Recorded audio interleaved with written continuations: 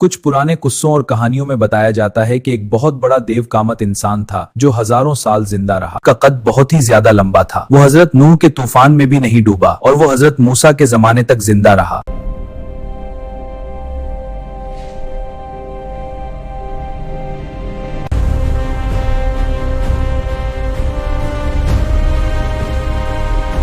کچھ پرانی روایات اور کہانیوں میں بتایا جاتا ہے ایک بہت بڑا دیو تھا جسے اوج بن اناق کہا جاتا تھا۔ قرآن مجید میں حضرت نوح علیہ السلام کے طوفان کا ذکر واضح طور پر موجود ہے، لہٰذا یہ کہنا کہ کوئی شخص اس طوفان سے بچ گیا تھا قرآن کے بیان کے خلاف ہے۔